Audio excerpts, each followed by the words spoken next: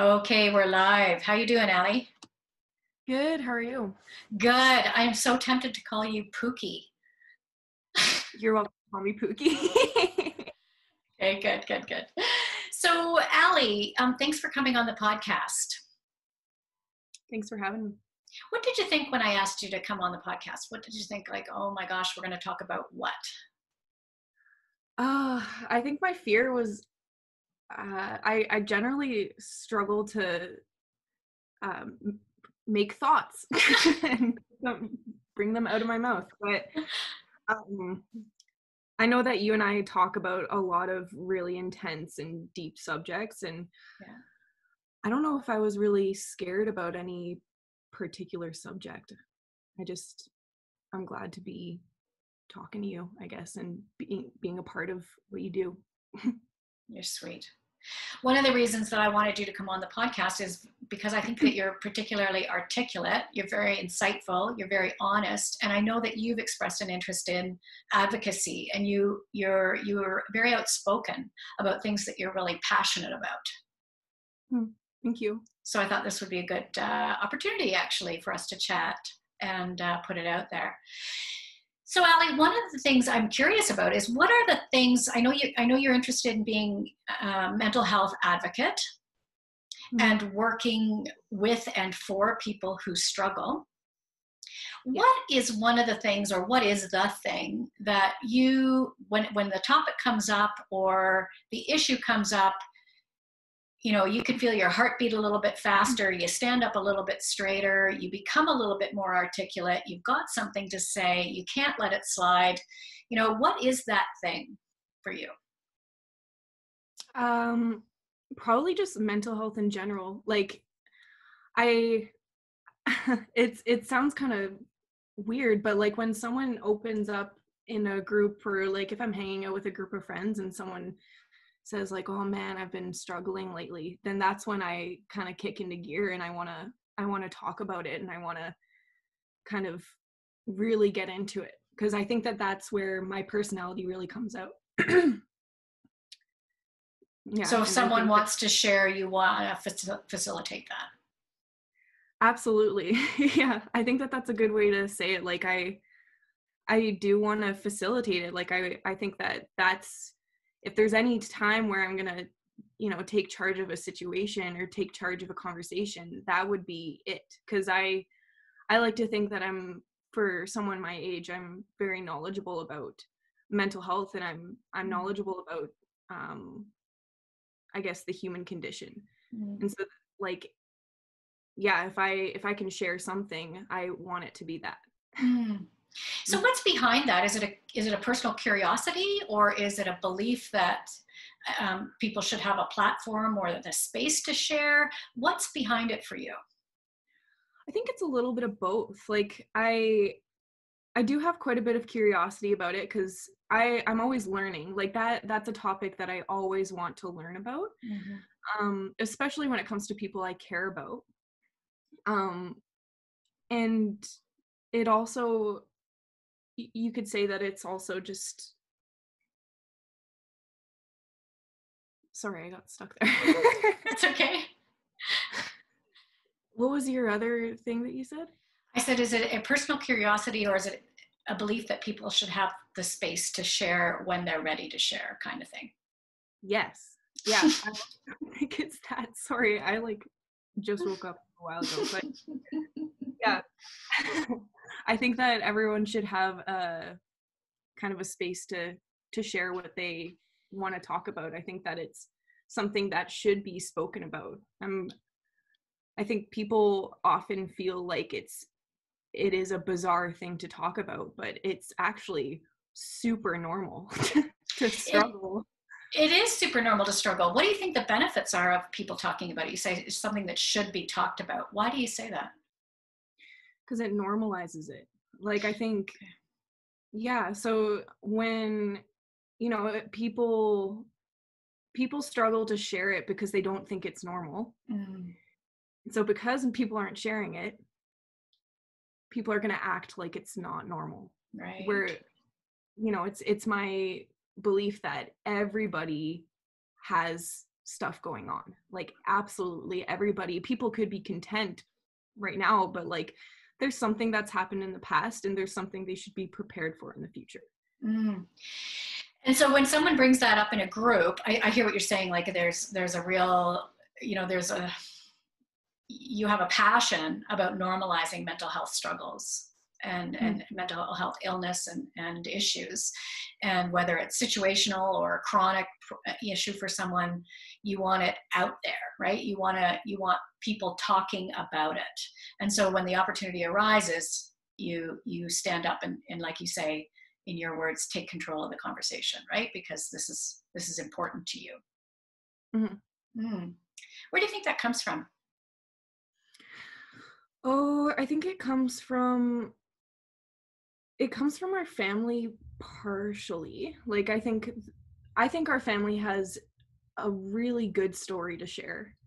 I think that there was a lot of struggles that we all went through, and I'm glad that we were open to each other about it. We struggled at first, and it could have come from that too. Like it could have come from when I didn't know what was going on when I was younger, but I wanted to know what was going on. Mm-hmm. And I think it also comes from like when I was transitioning from junior high to high school, that's when I started sharing what was going on at home, because I was kind of lost and I needed some moral support, and people were just like looking away, didn't know what to say to me, and I lost a lot of people to that, and that kind of breaks my heart for young Allie, because I was like, I needed someone to talk to, but I didn't. Everyone thought that it was so bizarre that I needed to get something out, Mm-hmm. That breaks my heart for young Allie too, honestly. So when you say that in our home, there was a lot going on, and we did struggle at first to even talk about it with each other. And you say, I didn't know what was going on and I wanted to. Is that what you're talking about? You wanted to know what was going on in our home, or you want to know what's going on with yourself because you knew something was happening, but you didn't know what it was? Both. When I said it, I was mostly referring to, like, I remember something would happen with Sam and Ben, and you would like meet up in the computer room or something to talk to them, and they would be in trouble and I wouldn't know what was going on, but like there was always some sort of tension. Yeah. And I think the fear there was difficult for me, but it was, there was also kind of an element of like what was going on with me too, because there was like a weird transition from junior high into high school, and my mental health was struggling a little bit, and I think there was just like a general lonely feeling. Yeah. Yeah, for sure. You were kept on the outside. You could feel something. You could feel the tension. So all the feelings were there, but there was no outlet to process it, right? Like you didn't have any context for it, and there was no outlet to process it. And I think that's really common as a sibling of addicted people, right? There's a lot of stuff that goes on in a house that you're either privy to or not privy to, and you struggle along with it, and you aren't necessarily the subject of your parents' energy or attention or concern, and yet you need help. And so here's a big question. I'm leading up to a big one. Because as I'm writing and editing the book, and I'm looking back on that time and things that I wish I'd done differently, and what was my intention and how did it actually play out? I'm thinking a lot about just what you're talking about. So my intention and your dad's intention at the time, what we talked about was, we want to protect you guys from what's going on. There's a lot going on that we can hardly comprehend, let alone putting it on someone who's 12, 11, 12, 13 years old. And we need to manage this problem over here with your siblings and try and create a sense of, you know, normalcy for you and your sister. And so what we did was, you know, have conversations with them in private, you know, about what they were doing and what the consequences were. We didn't necessarily have family meetings about it because it didn't seem relevant to the whole family. It seemed like this is an issue with, you know, Sam or Ben, and not necessarily something we need. And the same thing would go with you. Like when I would have, you know, a conversation with you about something that was going on with you, I didn't necessarily do it in front of the other kids, right? Mm. So, and yet it didn't really go the way we wanted. Like, for example, I was writing about, you know, when we were planning an intervention for Ben.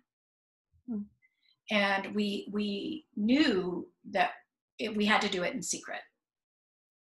We didn't want him to find out because he wouldn't show up. Mm-hmm. So we couldn't tell anyone, we didn't think, right? We couldn't tell you guys because out of some sense of loyalty, you might tell Ben and then everything's gone. You know, so we're keeping it quiet. And in the process of doing that, we then make arrangements for you to go away for the weekend so that we can conduct this intervention, which was horrible, I would imagine, for you guys, right? We just pack up your bag, someone's coming to get you, bye-bye, we'll see you later. You come home to find out your brother's across the country in drug treatment.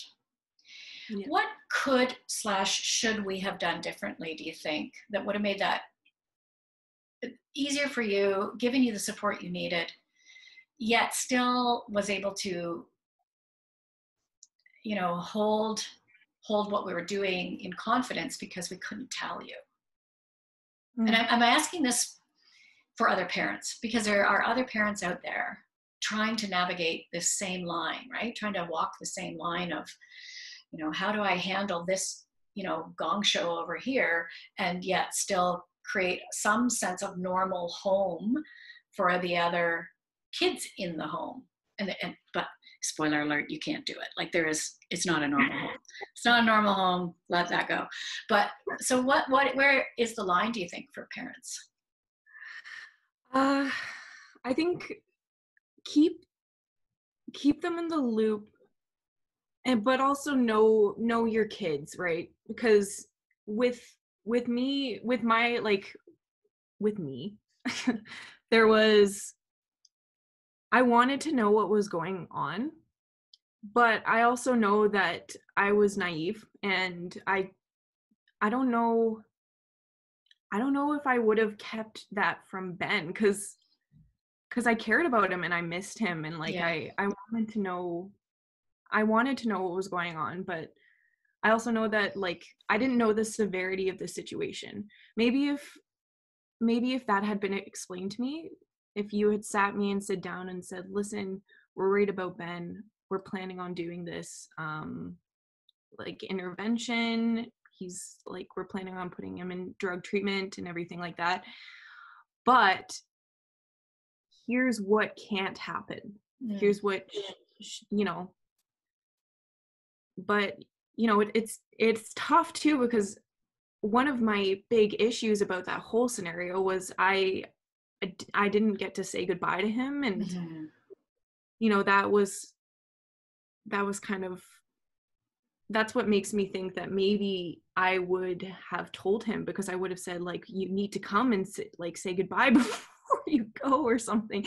Even though, looking back, me and Ben weren't that close, but I wanted to be closer. Like, I've always had this kind of idea that your family, you stick together through everything, and like, and we have, but like, at a time where I felt like I was losing my brothers, you know, that makes it much more urgent for like a 12-year, or I think I was like 14, for me to want to bond with them, because everything felt like it was kind of falling apart. Yeah, well, things were falling apart. Hardcore. Yeah, that's fair. I mean, you know, and I wonder, did you really, was it that you wanted to say goodbye to Ben, or did you want to be able to process your feelings? And I mean, it's legit. If you really wanted to say goodbye to Ben, that's the answer. But maybe that's your thought around, I wanted some sense of closure and ability to process how I was feeling. I think you're onto something. I think you're right.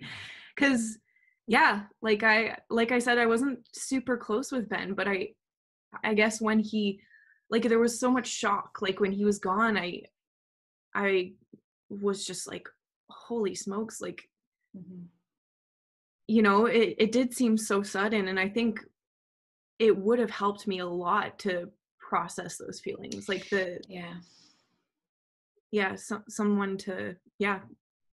someone to talk about, like, to sit down with me and kind of explain what was going on. Because you guys did, like, but after he was gone, you kind of gave us a very brief explanation of, like, yeah, he's been using, and like he's been living in his van and all this stuff, and then it was bedtime. Yeah, exactly. Like you say, we did give you the chance. We didn't really give you much of a chance. Honestly, Allie, we didn't really have the capacity to, we didn't know how we were feeling. We were shocked. We were stunned. I should speak for myself. I was shocked and I was stunned. I remember just being like, sort of like, my jaw hanging open thinking, what just happened? Yeah. Like, it felt so fast, because it was fast. Things happened fast. And yeah, thank you for that. So, and when I look back, I think I wish I'd been able to be, I didn't want to be, I don't think we couldn't have risked being completely honest and transparent, which was very, very difficult, because my number one value is honesty. And so here we were in a situation in which we couldn't be honest. And we did lie. We did lie to Ben, and we lied to you guys about what we were doing.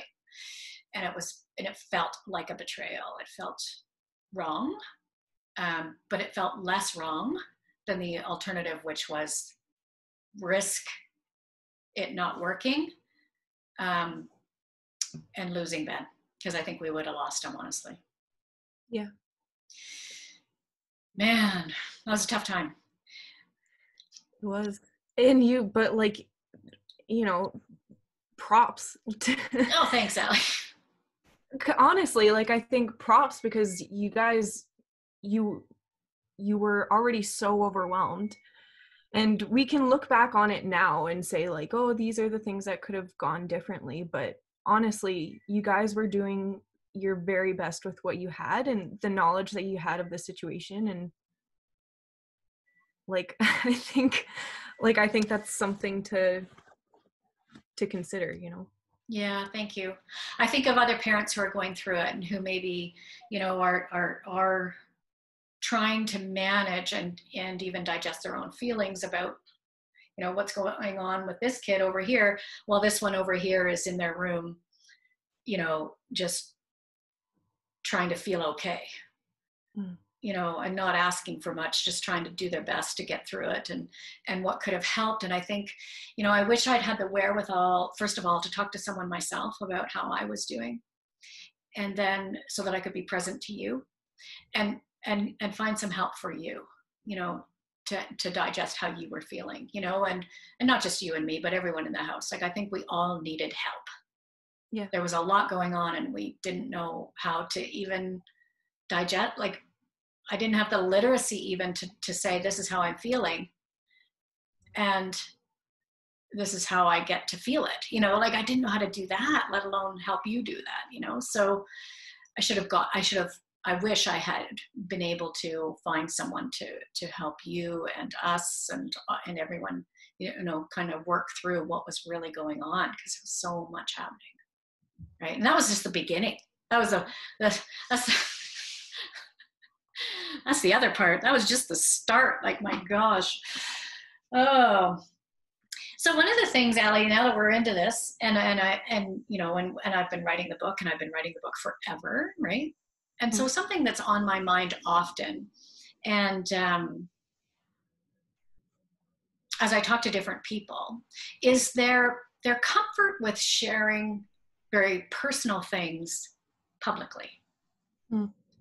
And everyone's got a different place, right, where they're comfortable, or what they think is appropriate. And sometimes what I see you know, I fear when I'm sharing what went on in our home, and my concern when I see other parents sharing their kid's story or propping their kids up to talk like I'm doing with you, is that they're exploiting their kids, or that they're exploiting their kid's story or sensationalizing it to make a point. And I'm always trying to be really mindful of that line. Where's the line between your story and my story? And you guys have all been super gracious to give me, you know, permission to talk about whatever I need to talk about in order to help other people. But I'm worried about that line a little bit sometimes, about what's exploiting someone's story, what's telling someone's story for the sake of helping or making a point, and what's oversharing. What do you think about all that? Well,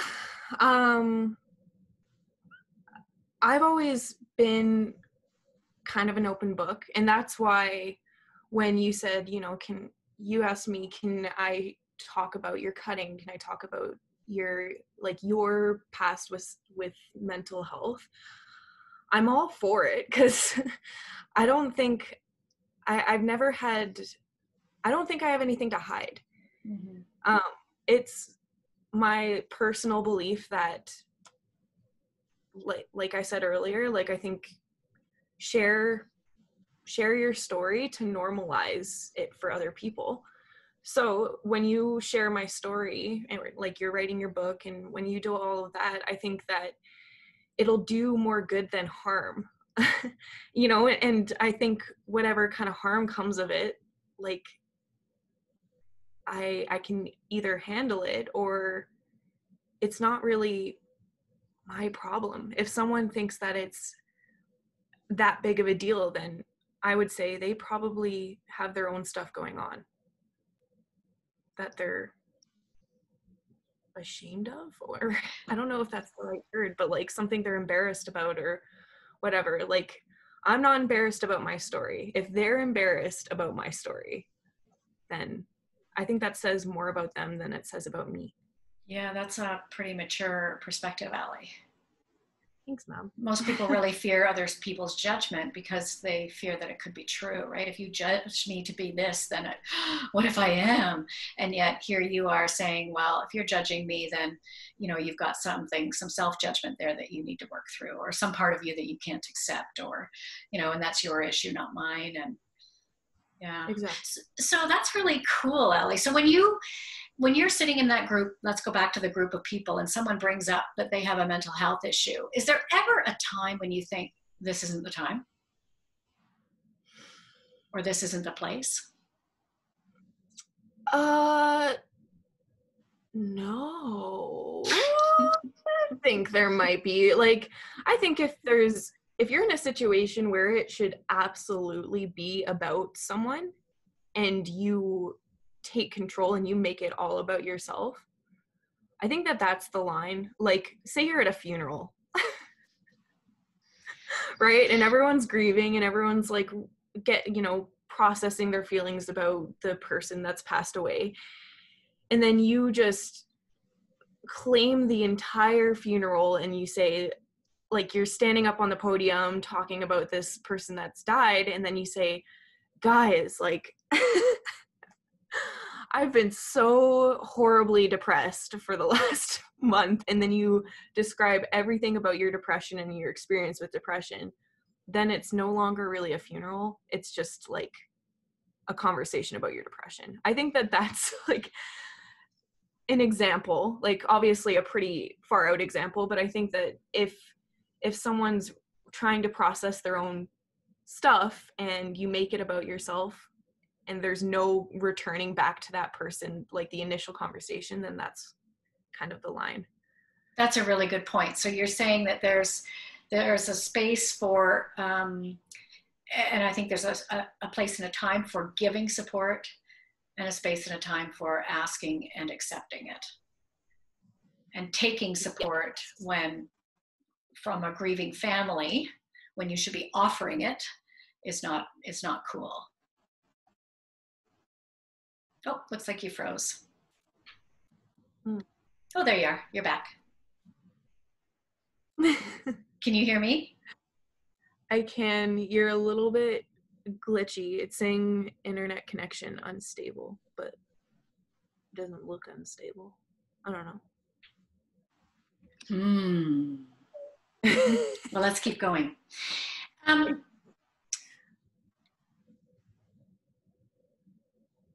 Can I go back a little bit? I know that we talked a little bit about how you've got some passion for advocacy, right? And normalizing mental health struggles. And there was a time, and I know you've put this out on social media, so I feel comfortable asking this question here. When you had said you'd never thought you'd see the age of 18. You just didn't see your life going past that when you were struggling. Yeah. And here you are in your 20s. And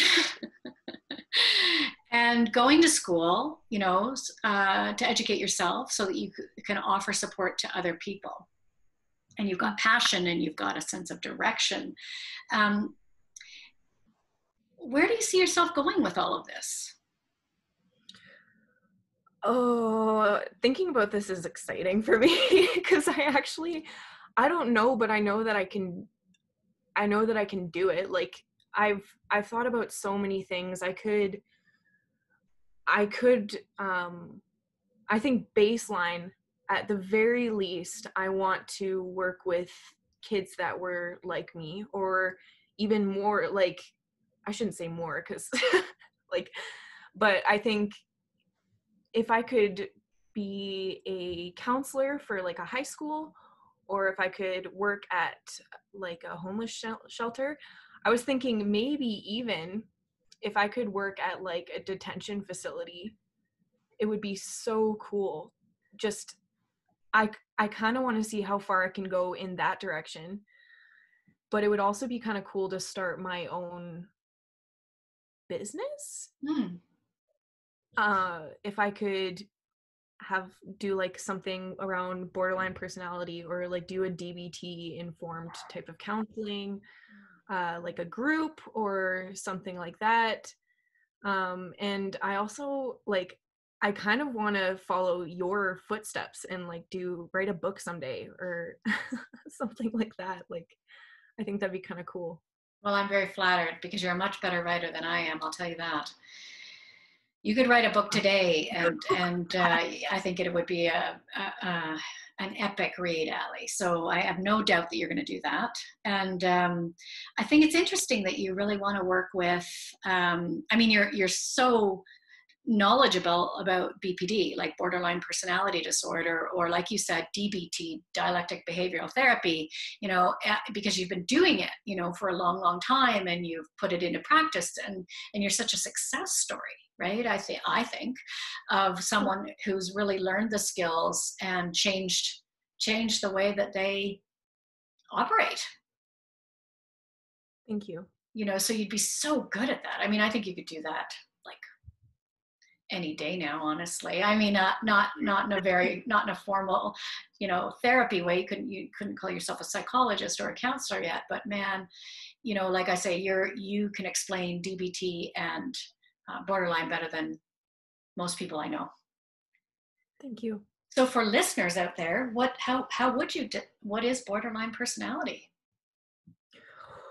Borderline personality is like, I don't know how because there's what I knew when I was younger, and like when I got the sort of diagnosis for it, and then what I know in school. Mm-hmm.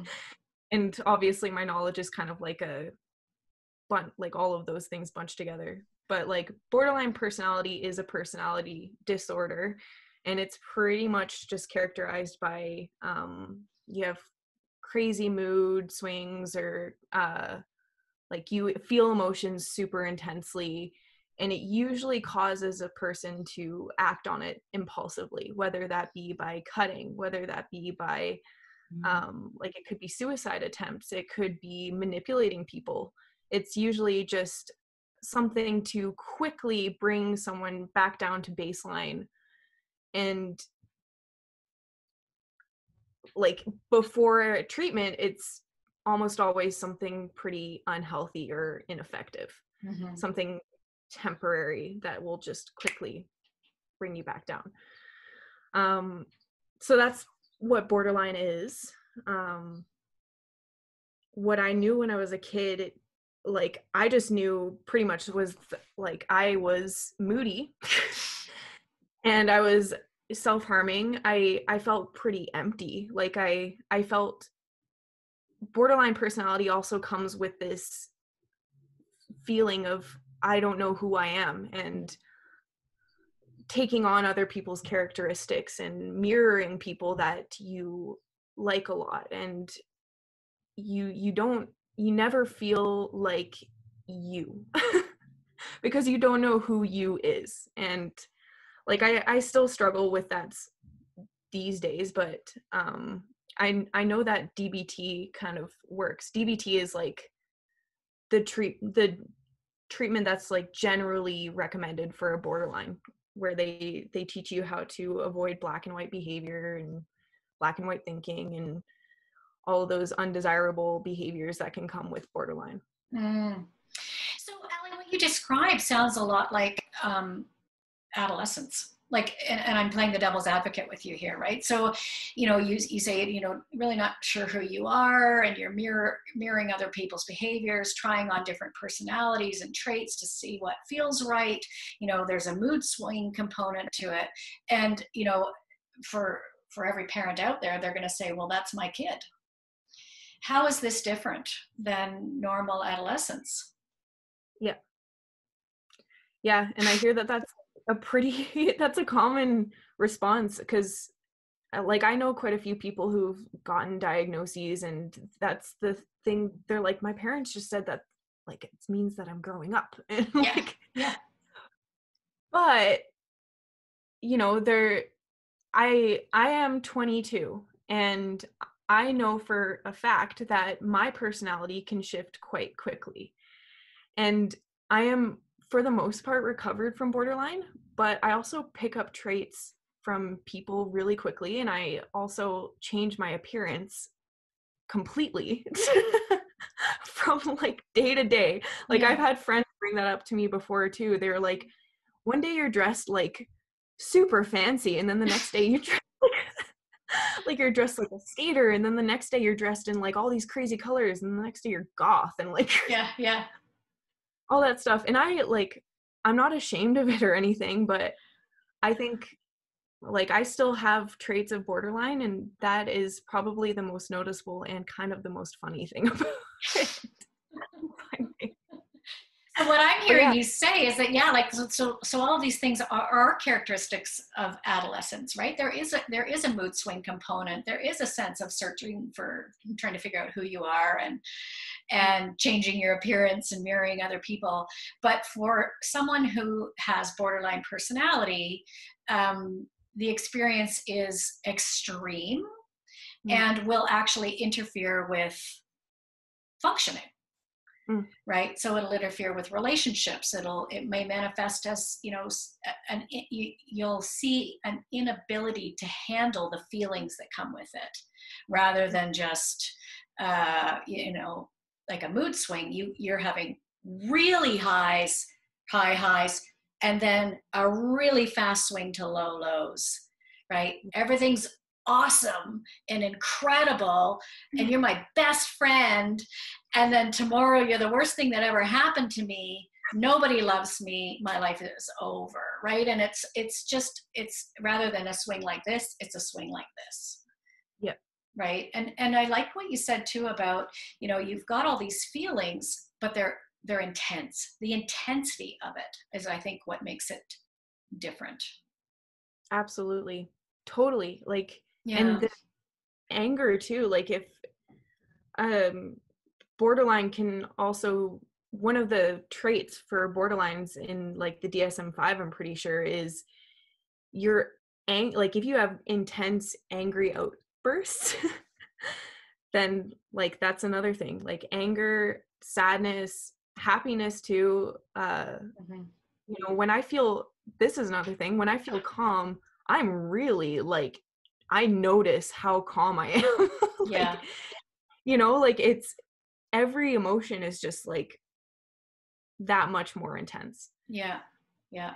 And I remember one time you coming home from therapy and saying, my therapist said, without people like who have borderline personality, we might not have musicians, we might not have artists, we might not have poets, because it is that ability to feel and express that feeling that is so beautiful, right? Yeah, absolutely. And that helped me to reframe borderline as well. It's like, yeah, actually, is there something wrong with the individual or something wrong with the world? Or is it about like, where are we here? Right? Totally. Yeah. Yeah, I've thought about that too. Yeah. Yeah, that's kind of cool. And so dialectic behavioral therapy, you mentioned, it's a behavioral therapy that's sort of, helping you not have black and white thinking, right? So we talk about middle mind with dialectic behavioral therapy, right? All good, all bad, somewhere in the middle, right? And when I picture the brain, I look at the amygdala, the brain stem here with all the emotion, right? The flood of emotion, and then we pull over, the cerebral cortex, and we want people to use both, right? That's the middle mind. Yeah, so that's really cool, and it takes years and years and years of practice to get good at that and to work at that, and you've done a great job. And I like your purple hair. I like the fact that you change your appearance. I think you're a funky dunk. I love it. Thank you. Says your mother with the shaved head. So like, we're all be good. Hereditary. Yeah. One of the things I've been on a bit of a tangent about lately is that I think that quarantine and COVID-19 has really surfaced this, that people don't know how to feel their feelings, and that there's a lot of people, everybody, Ellie, in my opinion, has adopted behaviors or uses substances to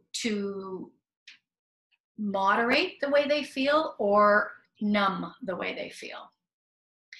And you and I have talked a little bit about this, and you've mentioned that you're doing something called exposure therapy right now, and you've shown me some of the work that you've been doing, which has been fascinating, about learning how to feel your feelings, right? Learning how to feel them, and the premise is that this too shall pass, right?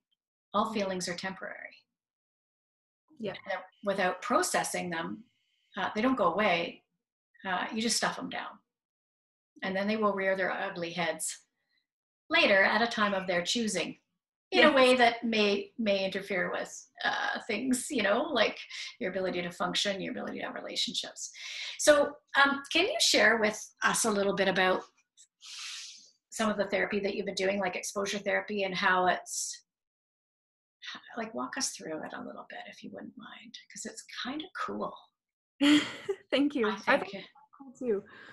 So basically what me and my therapist have been doing is she calls it emotional exposure therapy.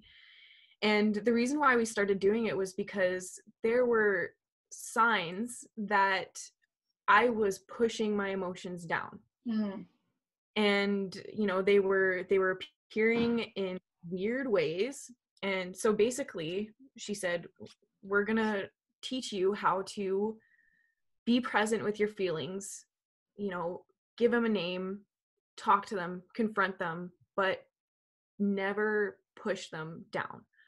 Unless it's, I shouldn't say never, because sometimes it's inappropriate to feel certain things, but basically I say that because, like, I don't know, like if you're like laughing about a memory at a funeral, that's just like the best example I could use, but like, I guess kind of in the opposite way, like, but so the analogy she gave me was emotions are like a beach ball, and you can push them down under the water, but it's going to come back up and hit you in the face. I like it. Yeah, so what she said was the beach ball is going to come floating toward you, and you need to let it float away on its own. And so that's pretty much what it is, but in terms of like actual feelings. So if I feel the feeling of shame coming at me, that was like a pretty popular emotion I had been feeling at the time.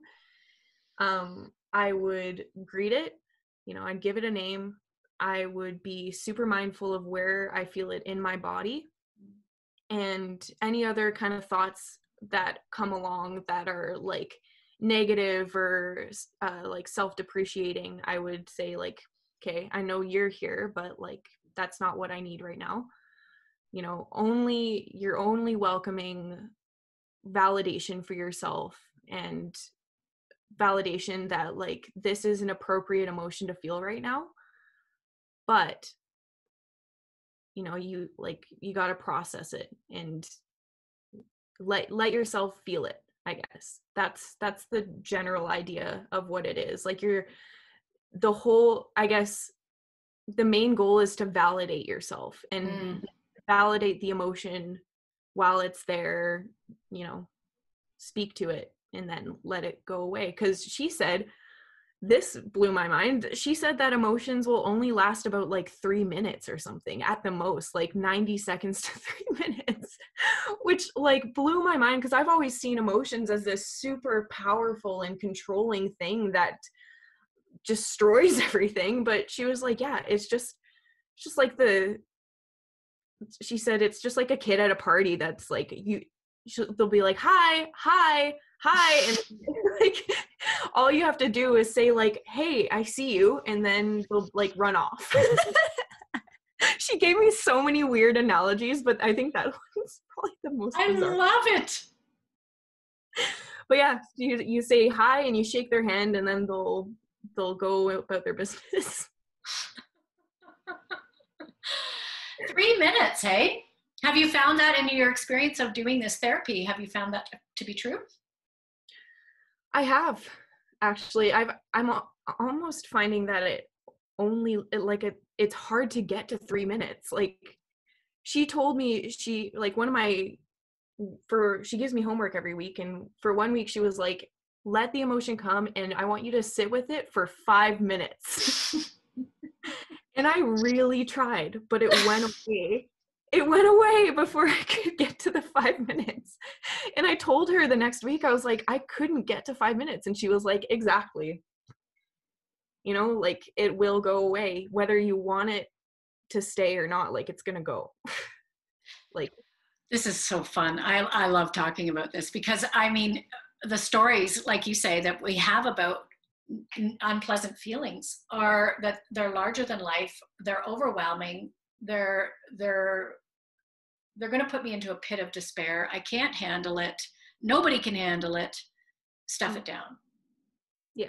And so when you talk about, so here comes the beach ball, right? And it's a child at a party, so say, hi, I see you. And you then do some validating. What does the validation, what kind of words are around the validation?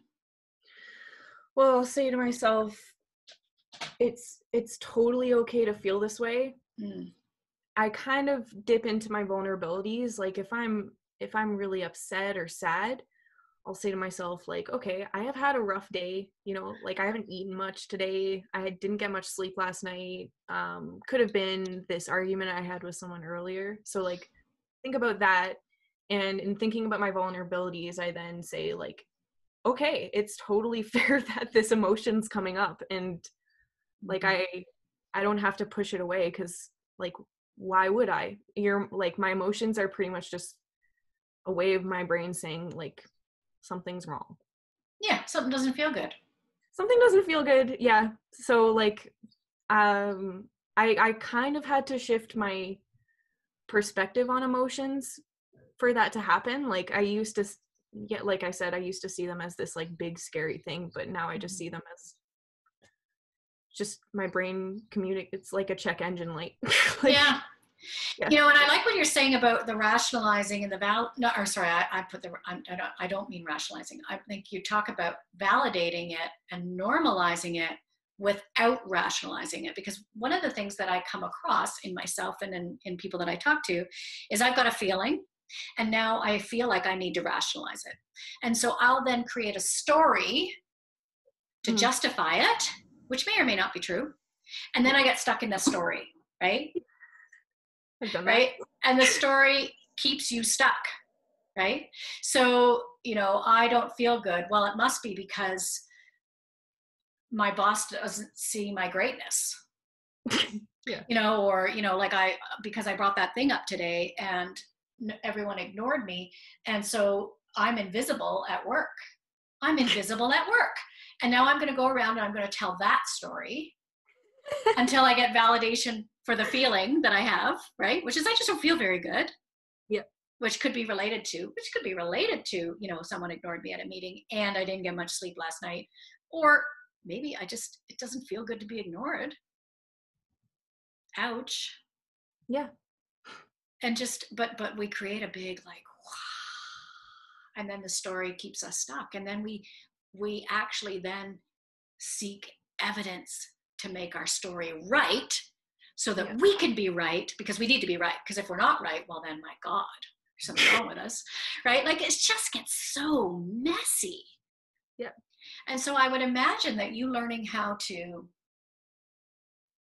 recognize, talk to, feel, let go, thank your feelings for showing up. It's interesting information for you, some data for you about how you're doing, what you might need, and let go. It's just free. It just sounds so freeing, Allie. Yeah, it really is. I like the first time I did my homework, like she'd say, like, I want you to feel very accessible emotions and sit with them and see how you feel afterward. The first night that I did it and I like completed it and I like the emotion was gone and I didn't like, I felt confident it wasn't going to return in any weird kind of way. I texted my friend and I was like, oh my God, I need to tell you what is happening. Like, I was so excited to find out that like I have control. Yeah. For the first time it felt in my life, I have control over my emotions. The thing that's seemed to have been tearing my relationships apart, like, you know, like hurting my relationship with myself and like with you guys. And like, I finally felt like I was in control of that thing. You know, it was like so freeing. Like, man, why don't we teach this in school? Hey, and like, you know, and I think about what you're learning and I'm thinking, man, I wish I'd known this, you know, when you were little. I wish I could have taught this to all of you and your siblings when you were just kids. Like, think about how different life could have been if we had learned to feel our feelings instead of rationalize, judge, stuff down, numb out. yeah. Oh, Yeah, I know. I thought about that too. Like blame others for, that's the other one. You made me feel this way, Allie. No, I didn't. Right? No, I didn't. Yeah. I did something and I'm accountable for the effect for sure. But so are you, right? Like, that's so, oh man, you're so ahead of the game learning this stuff. I feel pretty good about it, Mom. You should feel pretty good about it, Pookie, because I mean, I'm just learning this stuff and you're learning this stuff. And it's like, wow, good for you. You're 22 and learning this. This is so awesome. Thank you. That's so awesome. So good for you. I just think well, I know that you're going to change the world, Ellie. You're going to change the world. Thanks, Mom. I don't know exactly how, well, I think you already are, little bits at a time, and I don't know where you're going to go with it all. I can't wait to see. You know, it's my privilege to sit on the sidelines and like have popcorn and watch. What's she gonna do next? This is so cool. So good for you. And thank you very much, Ellie, for your vulnerability and for your courage and your honesty and your willingness to use your own struggle to help other people with theirs. I just hats off to you, little duck. You're awesome. Thanks, Mom. Thanks for being on the podcast. You have a good day, lovey. You too. Hello, friends. Thanks for listening. I am your host, Maureen Towns, and I am the founder of Maureen Towns Consulting. We support families who are experiencing disruptive mental health and addictions issues go from chaos to calm. If you enjoyed this podcast, please listen, share, and subscribe. And please also know that you can reach me at maureenTowns.com, and you can reach out to me through the website, and I'm happy to chat with anybody. My work, the work that I do, is based on my 25 years working as a nurse in both the public and the private healthcare systems in Canada, as well as my facilitation and my education and my training in leadership development, as well as my experience with my own families and supporting them, both all the successes and all the struggles with mental health and addictions issues. And you can read all about those issues in my upcoming book, should be released this year. Please, should be released this year. And the book is called Broken Open. So keep your eyes peeled for that and any information on that. Again, thanks for listening. Please don't forget to share and subscribe.